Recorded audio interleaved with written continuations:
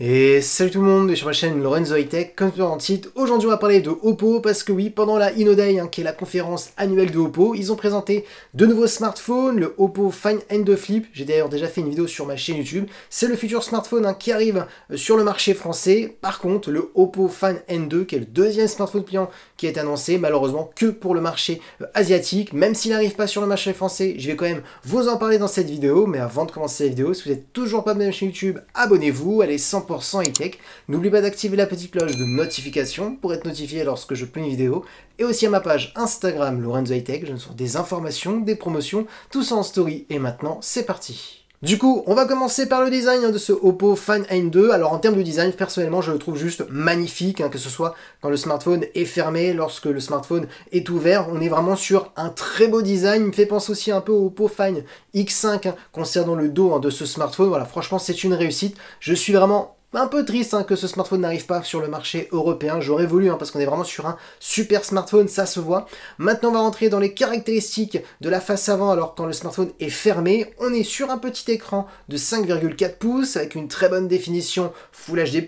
La technologie d'écran, on est sur de l'AMOLED accompagné d'un taux de rafraîchissement de 120 Hz. Ensuite en termes de luminosité, on est sur du 1350 nits. Du coup, tout de suite, ce que je peux vous dire concernant ce premier écran, c'est qu'on est sur un très bon écran grâce à l'AMOLED aux 120 Hz. Maintenant, l'avantage de ce Oppo Find N2 par rapport à d'autres smartphones pliants du marché, c'est qu'on est sur un petit format compact. Donc, pour une personne qui veut juste utiliser un petit smartphone, là, on est sur une diagonale de 5,4 pouces, ça peut être vraiment pratique. Et lorsque vous voulez un grand smartphone, il faut le déplier.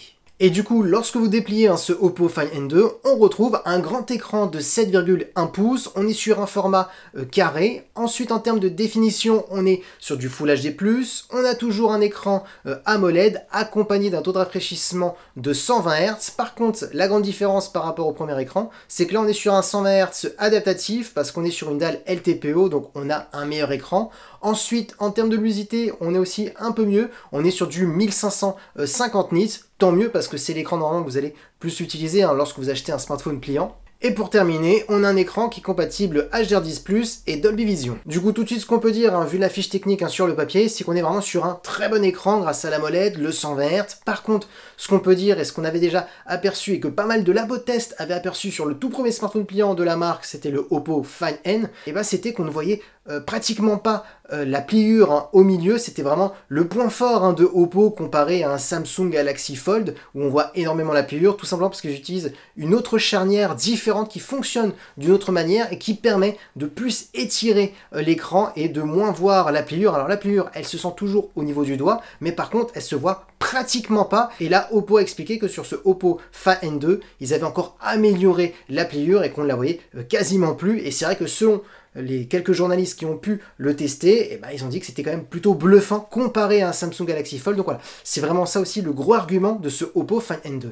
Maintenant, en parlant de la partie photo, alors on va pas se cacher que la partie photo s'annonce vraiment très intéressante vu la fiche technique. Le premier capteur principal, on est sur un gros capteur de 50 mégapixels, c'est tout simplement le nouveau capteur de Sony. On est sur le Sony IMX 890. Ensuite, on a un ultra grand angle pour faire des photos à plan large. On est sur du 48 mégapixels, toujours un capteur de Sony. Et ensuite, on a un téléobjectif qui permettra d'avoir un zoom optique jusqu'à x2 sans perte de qualité. On est sur du 32 mégapixels. Et concernant la partie vidéo, on pourra filmer jusqu'à de la 4K. Du coup, oui, quand on voit la fiche technique, on peut se dire qu'on est sur un très bon photophone. Maintenant, bien entendu, il faudra le tester, il faudra voir, parce que les capteurs, bien entendu, ça ne fait pas tout. Il faut voir le traitement photo. Mais c'est vrai que actuellement, on n'est pas déçu de Oppo quand vous pensez au Oppo Find X5. Moi, je pense aussi au Oppo Find X5 Pro que j'ai pu tester, où il fait d'excellentes photos.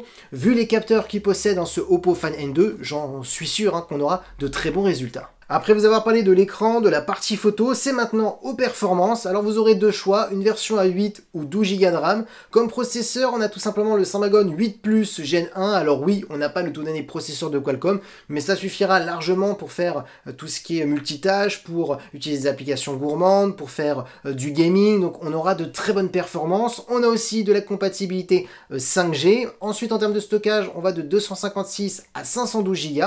Ensuite, en termes de son, on est sur un son stéréo qui est en plus certifié Dolby Atmos pour apporter une très bonne immersion si vous voulez regarder des contenus multimédia. On a ensuite une batterie de 4520 mAh avec de la recharge rapide de 67 watts. Du coup, voilà à quoi ressemble ce Oppo Find N2. Franchement, ils sont vraiment très intéressants un peu partout, hein, quand vous regardez l'écran, les performances, la partie photo.